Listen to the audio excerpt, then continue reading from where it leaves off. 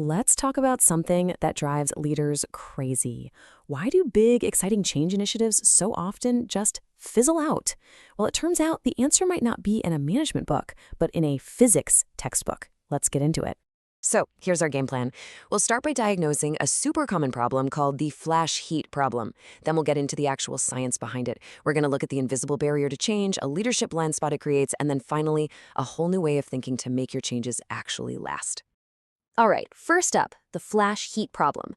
This is where so many change initiatives start, and honestly, it's often where they die. I mean, does this sound familiar to you? You spend a ton of money on a big off-site workshop.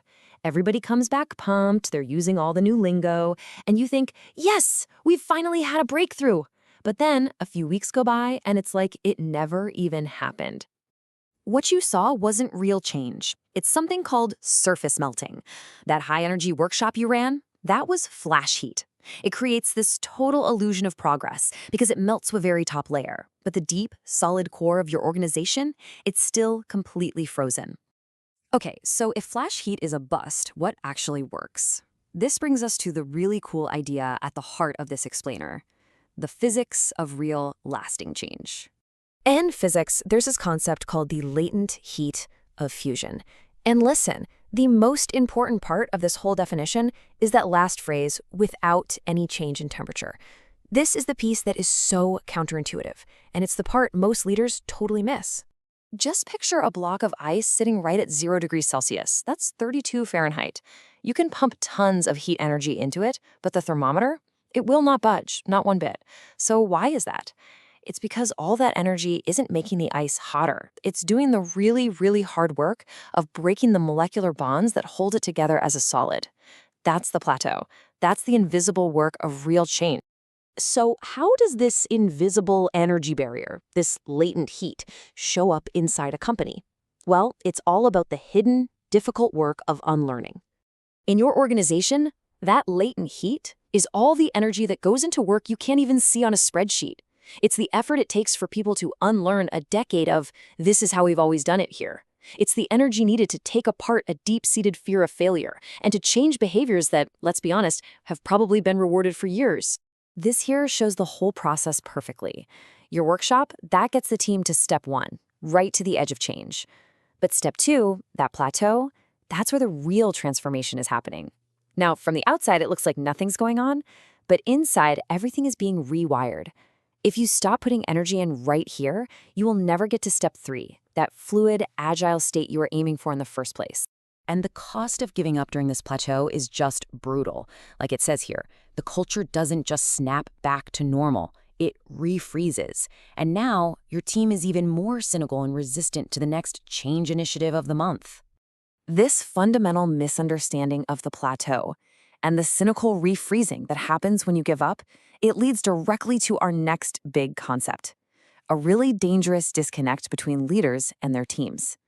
It's called thermal lag. It's that gap in time and perception between when a leader says go and when an employee's brain actually internalizes that change.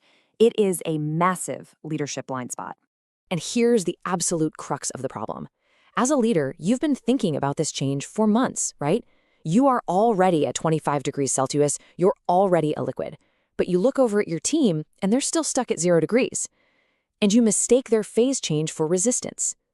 The reality is, they aren't trying to be difficult. They are right in the middle of that invisible, exhausting work of breaking down their internal structure. And that takes a ton of sustained energy from you. Okay, so if these one-off interventions, these workshops don't actually work, what's the answer? We need to completely shift our approach from focusing on events to focusing on the environment.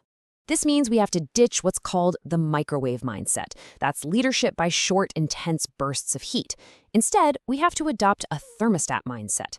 A thermostat doesn't just blast a room with heat once. It is constantly monitoring and applying steady, consistent energy to maintain a new, stable temperature. It's about changing the entire climate of your company. So what does this actually look like in practice? First, think beyond the workshop. What's the plan for week 4? For week 12? For week 52? Second, you have to align the whole system. Are your KPIs and your bonus structures still rewarding the old, frozen ways of doing things?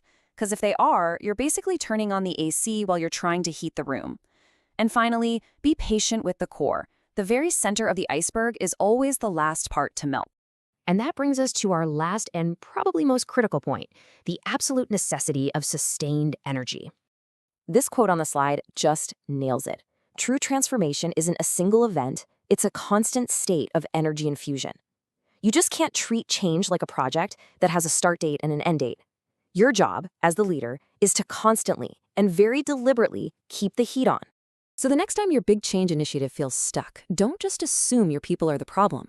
Ask yourself, am I just applying flash heat, or am I being the thermostat? Remember, the real work is happening under the surface. The pour always takes longer to melt. You have to be patient with the physics. This explainer was based on the powerful insights on leadership and change from Sudhakar Reddy Gade. Thanks for watching.